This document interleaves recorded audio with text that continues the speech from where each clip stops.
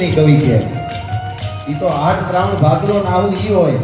એમ જેની અમારી પાસે ગણતરી નો એવા હો વયા જાય તો અમને કાંઈ ફેર ન પડે પણ આહાડ નો એક દી અમને વહેમો લાગે વેરડા જે સમજદાર માણસ પડકારો ન આપે સમજદાર માણસ જ્યારે ન સમજે ત્યારે દુઃખ થાય એટલે આટલો પડકારો રાખજો અને આ પડકારા ઉપર આ બધું હાલે છે અને એ તો અંદરથી આવે છે હા ઈલમથી આવે નહીં કોઈ દી કરડીએ કાકીડા બાકી જહ મોવરે જાડા ઈ તો કોક મણભર રીજે માનડા એ ધરતી છે એટલે એની અનેક વાતોમાંથી જું પત્ની કી પાત મેં પાત કેળના તમે થંભ હોય કેળનો એના તમે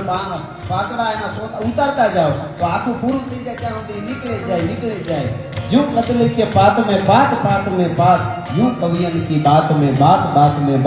एवो પડકારો આકળો એટલે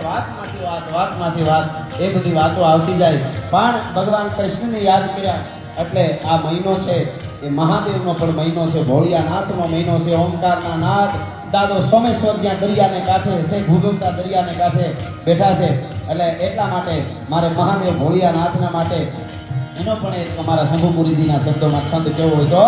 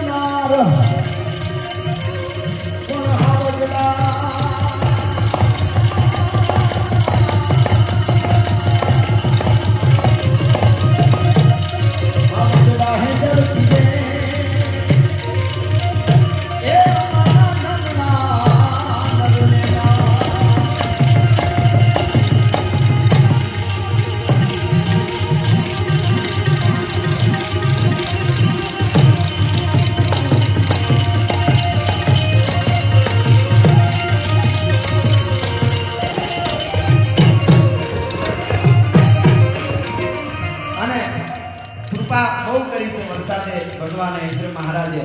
ખૂબ આપણે વેરીઓ છે. હવે થોડી ઘણી વરાપથી તો વાંધો નથી.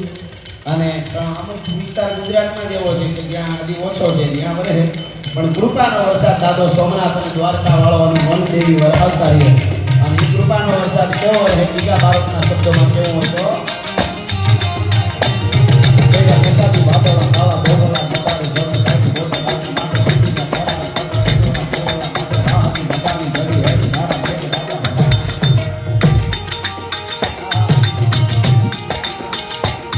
રાજા બેસાડી બાપોલા કાળા ભોગોલા મતારી ભોગોલા કાઢી ભોગોલા માટે ભૂતિના કાળા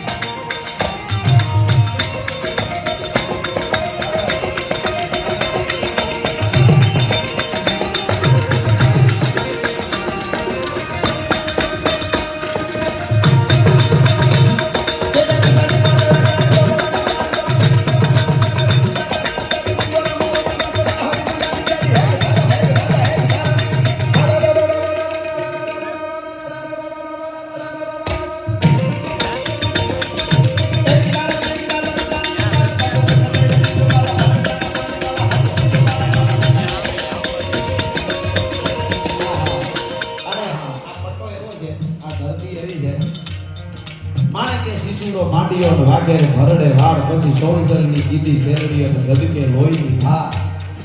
એ ભગવાન દ્વારકાધીશ માટે એવા એવા લડ્યા છે. મૂળ માણે જોડા માણે અનેક વીરો લડ્યા છે. પણ એ